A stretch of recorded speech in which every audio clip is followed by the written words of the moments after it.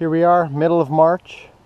Black silage tarps covering what used to be quackgrass. This will be a garden area, and this black plastic has been in place for about 4 months.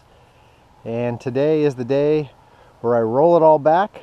I'm going to move the chickens back over here. They were here for about 3 months prior to this spot. I'm going to move them back over here for a few days, maybe even 2 weeks.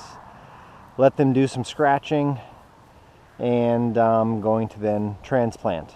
I'm going to take it easy on this year and just do some starts, maybe do a row or two of some of my favorite vegetables. But I'm going to cover crop most of this and get it ready for the following year, you know, as it is. This is a slow process, gardening. So today I'm going to remove all these pressure treated logs, and I am going to remove the black plastic and move the chickens.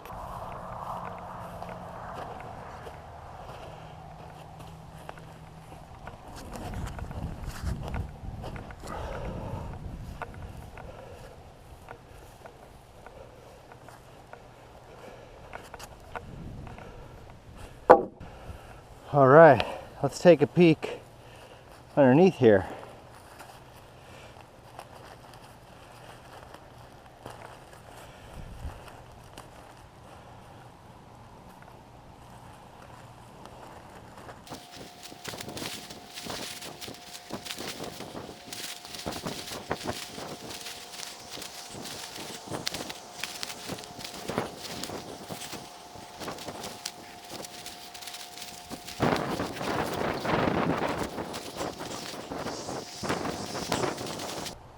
So here you can see a nice rectangular shaped garden bed.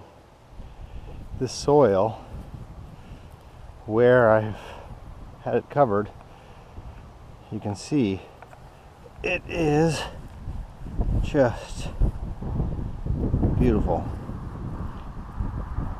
It's not holding together like a clay. It's got some sand in it.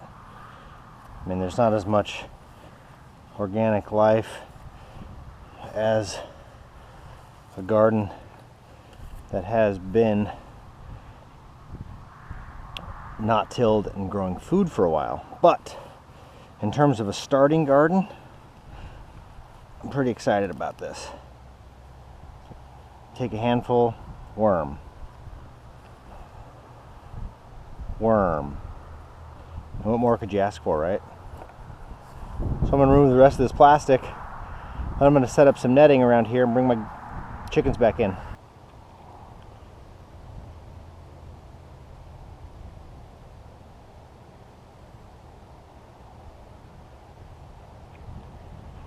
So there are the chickens in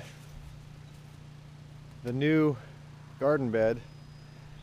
There's a couple spots here where the grass is showing signs of some life, and there's these little seedlings, like right there, of something.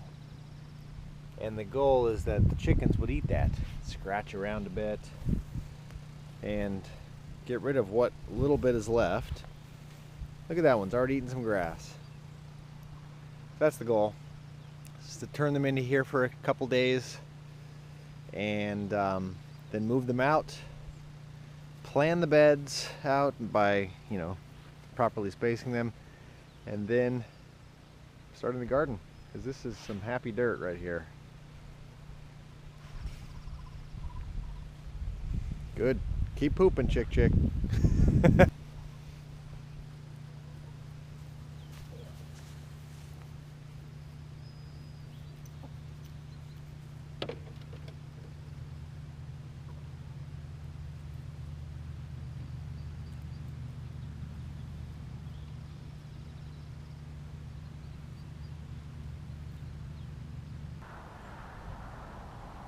Well, okay, the chickens have been here for about 5 days after removing the black tarp.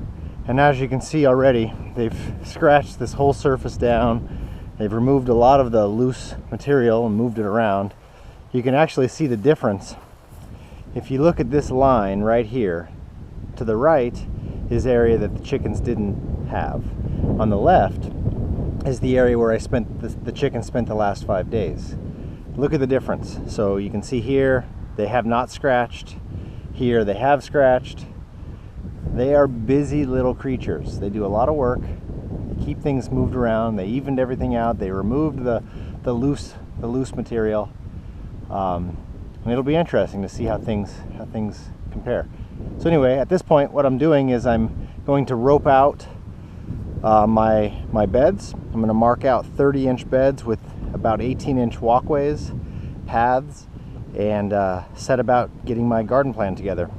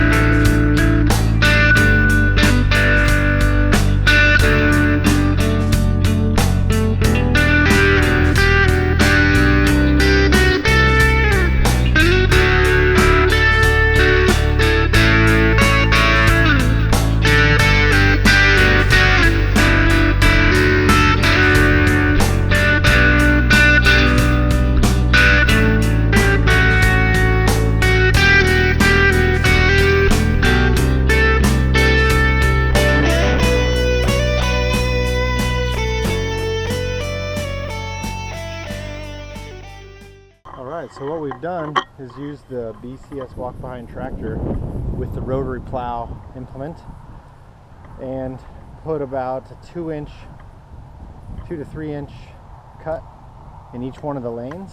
You can kind of see that here. Now it's well defined.